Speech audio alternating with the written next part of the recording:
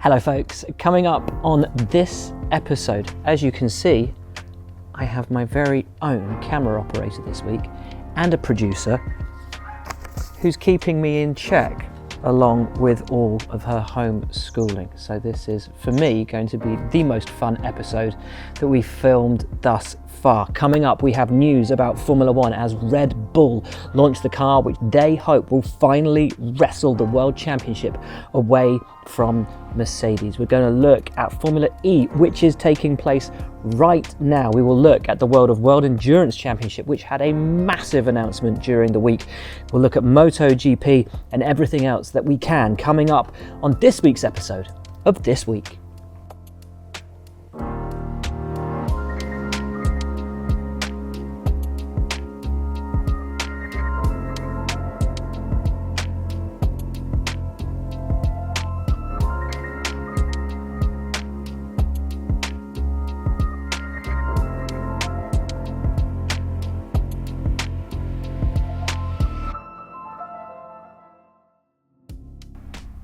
Welcome along then folks to this week's episode of This Week. Thank you for your continued support, your comments, your questions. As I've said many times, hit that subscription button, but as my producer has told me, I have failed to tell you to hit the notifications bell, which will let you know when each of the latest episodes are up and running. She knows far more about social media than I do.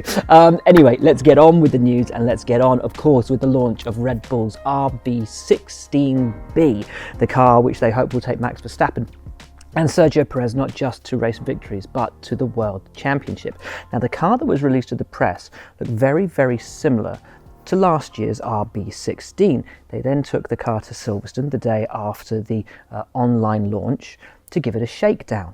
They released 76 images from that day, yet none of them were of the RB16B, leaving many question marks amongst us all as to what that car will look like, and indeed did look like when it hit the track. I think there are going to be some pretty big changes and some pretty big surprises when we finally see that Red Bull in the flesh. Keeping their cards close to their chest seems to be a similarity between all the teams in 2021. Of course, we saw it with McLaren when they had their shakedown. They actually removed some of the appendages from their car on the images that they showed to the world. Alfa Tauri released the AT02 last week. This week, they ran the car at Imola, and the car that hit the track there was very different to the car which we saw in the images released to the press. The nose in particular, which we know they've spent a lot of time working on and their upgrades look very, very different indeed. Some big question marks though over whether they've taken some of the free upgrades from Red Bull on that front section, or whether indeed the AT01 itself was already prepped for those upgrades for 2021. Time, of course, will tell. All we're going on at the moment are the images that we've had released before we can get to Bahrain and actually see these things in the flesh. Alfa Romeo, meanwhile, have launched their C41 at a physical launch in Poland, which was great. Really simple launch, but with a little bit of glitz and glamour at the start of it as well. Very, very enjoyable. They have been very open with where they've spent their tokens for their upgrades this season, and they have focused almost exclusively on the front of the car. They did have the opportunity to run Ferrari's updated transmission. However, they've decided not to do that and stick with the direction of the development that they wanted to take from their 2020 car and the knowledge they had of that into 2021. They are at Barcelona, Circuit de Barcelona, Catalunya today, doing their shakedown with Robert Kubica at the wheel. It's been a big week for Ferrari, a huge week actually. The performance development department, which itself was pretty new to the team, has been renamed as the chassis department and has itself then been divided into 4 different subsections as the team attempts to right the wrongs of 2020 and their worst Formula One season in 40 years. So big news there for them. They've also been testing Pirelli's new 18-inch tyres at Jerez. There is another massive announcement that they've made this week, but we're going to save that one for a little bit later. And so to Mercedes. Lewis Hamilton and Mercedes themselves have both been nominated for Laureus Sports Awards. The team, meanwhile, released footage and photographs of Valtteri Bottas having his seat fit in Brackley, and a lot of people already picking out some really interesting details on the W12. Now, all season long, we have, or all year long I should say so far, we've been bringing you news of Mercedes partner Ineos and how they've been doing in the America's Cup. Well, they hit the semi-finals to reach the final to fight New Zealand for the America's Cup, but were roundly thrashed 7-1 by the Pirelli-backed Italian team. So back to the drawing board a little bit for Ineos, but a great effort after what had been a difficult start, and all of that really emanating from their partnership with the guys at Mercedes. Aston Martin has announced that their new car will be called the AMR21. But I think far bigger news this week is the fact that every day this week their comms team has unveiled another new partner, one a day, every day throughout the week, which is huge for any team. And one of those partners, which they confirmed, and which we said right back in the very first episode that we ever made of this show, had not definitively left the team, was BWT. So they will be back. There will be, we expect, some semblance of some pink somewhere on that very green Aston Martin. At Haas, Mick Schumacher has been in quarantine in the UK for the last few days before he goes to Banbury, I think today actually, to get his seat fit with his new team. Much expectation and excitement around that. The team has also announced that it will unveil its livery on March the 4th, weeks after it was originally supposed to. In other news regarding Haas, some frankly weird quotes out of Gene Haas, thanks to my colleague and friend Chris Medland over on Racer.com, with Gene saying that he was going to sponsor Romain Grosjean in Indycar, but after Romain's accident in the Bahrain Grand Prix last year, he decided to pull that backing because he didn't want to have the responsibility of having to face Romain's wife or kids if the worst had happened in that accident, which I think I can see where he was coming from, or at least the sort of justification in his own mind, but it's just odd for a team principal to sort of make those kind of comments, because otherwise why would you be involved in racing if that wasn't something you had already kind of made your peace with? Anyway, very odd comments coming out of Gene, but more on Romain Grosjean and his first IndyCar test coming up in a little bit. And finally, while we're talking about Formula One, the UK government has announced a roadmap out of lockdown conditions here in Britain, and Silverstone has announced that because of that they are expecting to welcome back fans for the British Grand Prix. Word from Formula One this morning that they're expecting spectators at most races this year, so that's fantastic news.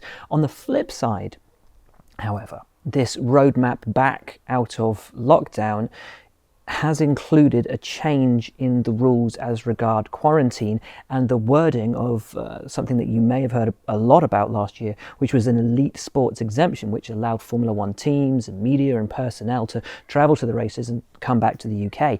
That's been changed for this year, and there are massive question marks over how teams will operate when they come back from races, whether media will have to quarantine, whether it would be even worth their while to actually attend the races. So some big question marks still over how Formula One proceeds and how it operates under these new restrictions. Now, this question mark over UK quarantine hangs currently over the Formula E paddock in Saudi Arabia. They're having their first races of the year as we record this. Filming on a Friday was going to prove to be a mistake.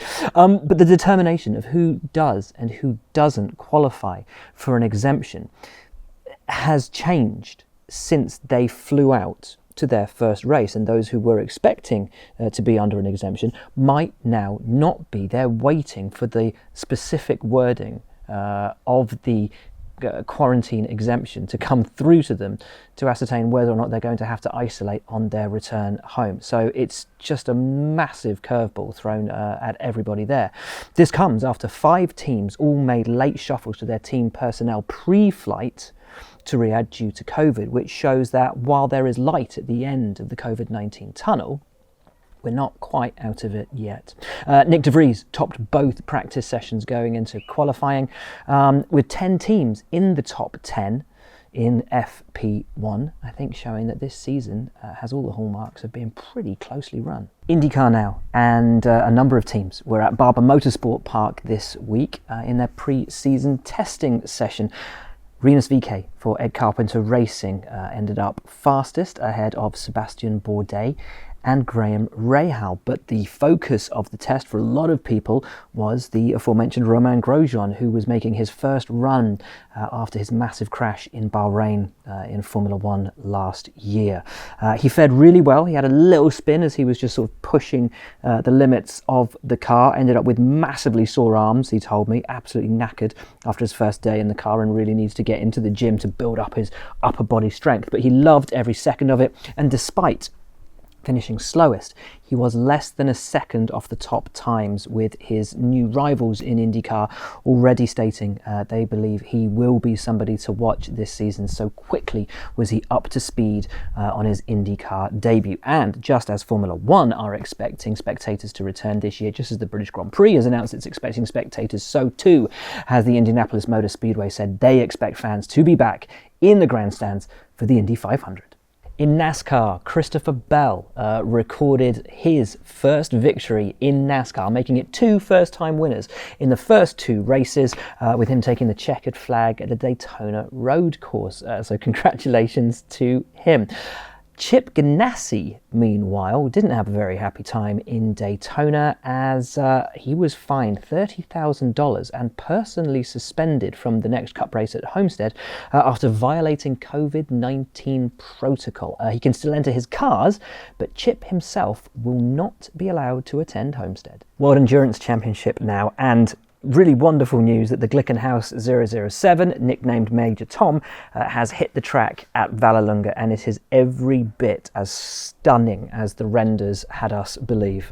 Cannot wait to see it on track, competing against the Toyotas for ultimate glory this year. But by far and away the biggest news in WEC, and actually probably in motorsport this week, is that Ferrari has announced that it will return to the top level of endurance racing for the first time in 50 years when they enter a hypercar for the 2023 season. Everybody already thinking about their dream lineups. I mean, why not?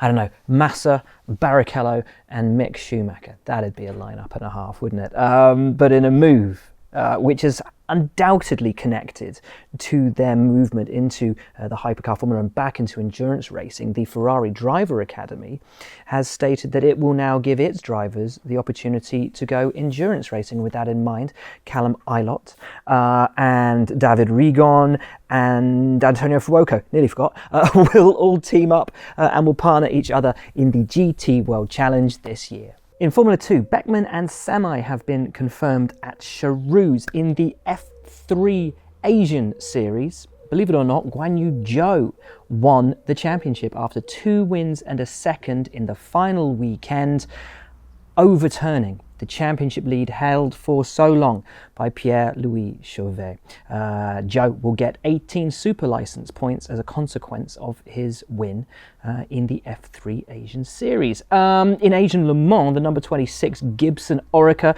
took the LMP2 spoils, but it was a close run thing. The Jota boys took both wins in the final weekend, and actually it was only decided because Jota placed 5th in the opening round, or the opening couple of races, I should say, and the Gibsons took a 4th in the closing couple of races. So that was it, a 5th versus a 4th. That was the difference that ultimately brought the Gibson the title.